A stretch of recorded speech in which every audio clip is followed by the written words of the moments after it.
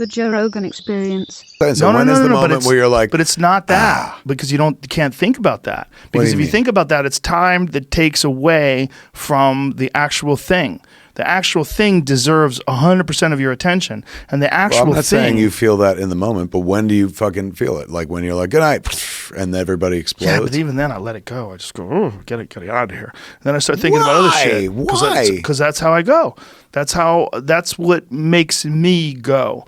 What makes me go is the thing. I'm always concentrating on the thing. How do I get the thing better? How do I make it work better? But all right, so I concentrate on the thing, but like then I fucking celebrate that. Like, holy shit, I stuck the landing. Like, well, I do that with my friends right after the show. Like we have a great show. Like me and Santino Saturday night. We had this fucking wild show at this arena in Cleveland. It was awesome. After it was over, we high five. We get something to eat, and that's it. Then you let it go.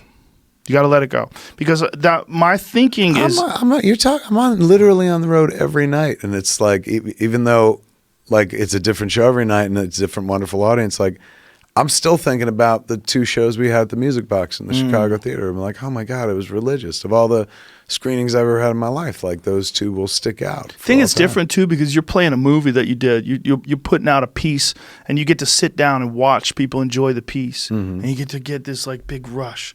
Like, look at that. Then I got to go up and then do the fucking but the Q&A is also thing. But the Q&A is also organic. You just being yourself. You're having a good time. It's definitely being yourself, but it's organic as you want it to be. Yeah, right? Like basically somebody asks you a question and you're like, right. Here's a long answer. Maybe it had nothing to do with that question. Right, but even then, it's like that.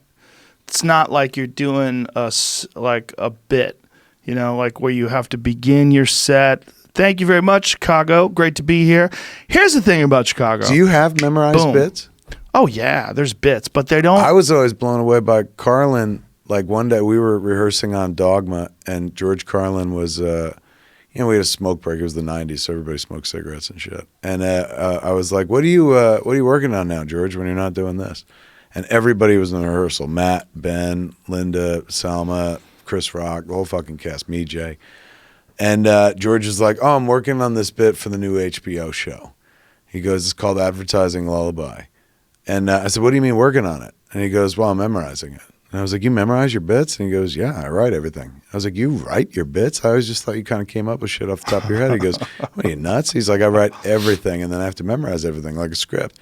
And then we were like, can you do it? And he's like, yeah, you want to see it? And so he did a command performance for the 8 of us in the room of Advertising Lullaby, and it was pitch perfect. I saw the HBO show months later, and it was pitch perfect. So I couldn't believe that dude was as committed to the written word as he was, but he fancied himself a writer first and foremost. He was a guy that didn't even want to do comedy though. Like he really backed into it.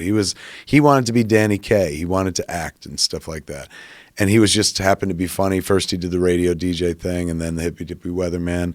Burns and Allen was prior to that and stuff. But he kind of backed into comedy and was excellent at it. Yeah. But it was not like this is what I've always wanted to do since I was a kid. Just kind of, he always seemed to accept the fact that he was like, this is it. I'm a genius at this. All right. Well, he did it differently. He was probably the most prolific big name guy of all time. And he actually inspired Louis C.K. to do a new hour every year because that's what he did. Carlin, yeah. George did a new hour every year. And part of the reason why he did that is 275 nights a year. That's crazy. But part of the reason why is he owed a lot of money. He did. Big time debt. I don't know how that happened, but in his book, Last Words, he talks about like he bought a jet, and sometimes he would bought a jet? In the 70s, he was that fucking huge, he bought a jet, and he would sit on the runway in Long Island at a fucking LaGuardia.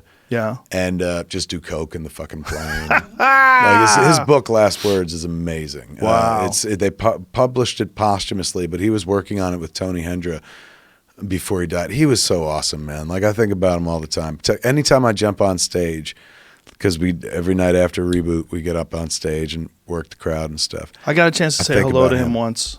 That's it.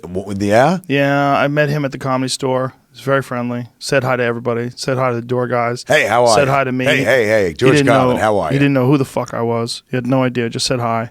I said, hey, man, how you doing? And that's it. That was our thing.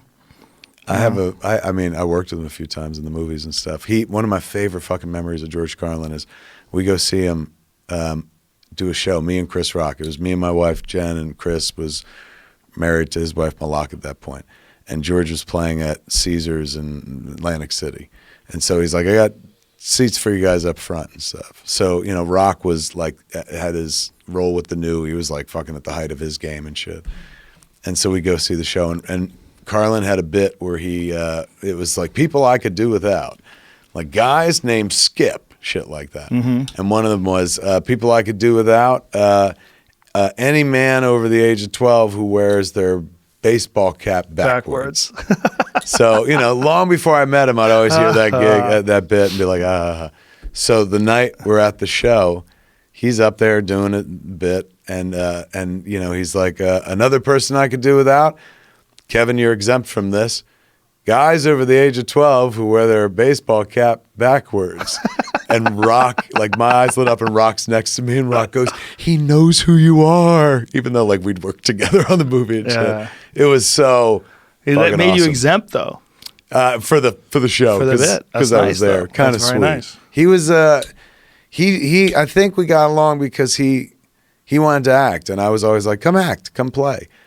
And like he like in just Jay and Silent Bob Strike Back, he plays a hitchhiker that like blows people for rides. Right. And the day he was such a committed actor. The day we shot it, we had him for a few hours and then he had to rush off to go be on a stage and be Carlin. So he made a little window of time for us. And he came to me on set and he goes, Kevin, you're the writer director of this. I have a question for you. I was like, okay. And he goes, you know, this it says that I'm fucking with these dudes. I talked to them about the rules of the road. Am I fucking with these idiots or do I believe in the rules of the road? And I was like, well, I can't believe you're giving it this much fucking thought, George. I said, but like, the way I wrote it, I assumed the guy believed in the rules of the road. And he goes, that's what I thought. That's exactly what I fucking thought. He was so like committed to performance, man. Like he was an absolute joy to be around. And he was never on. He's like you. Like fucking not like, hey man, how about them donuts? He doesn't feel the need to make you laugh. I love Tracy Morgan to death, don't get me wrong. But like, you gotta save 6 hours for facial, you know, cramps, rehabilitation. Yes, because you're laughing so hard. You're laughing and your face is in that rictus grin the entire fucking time. Did you ever meet John Witherspoon? Is he the same way? Oh my God. I did a show with John Witherspoon and his son JD and my fucking face hurt after it was over. It was like cramped that's up. Morgan. Like my cheeks were hurting. George was not that guy. He can just sit there and have a conversation with him. Like he was just interesting. Do you know Miss Pat? People. Do I know? Miss Pat, do you know who she is? She's another one. She'll make your fucking face hurt. Really? Oh my God, she's so funny. Her stories are so crazy. She had Did you listen to real comedy crazy albums life. back when you were a kid? What were your jams? Well, Sam Kinison was my boy. That's where I got the long coat for Silent Bob. Yes. From Sam Kinison. Well, I was introduced to comedy through my parents having Cheech and Chong albums.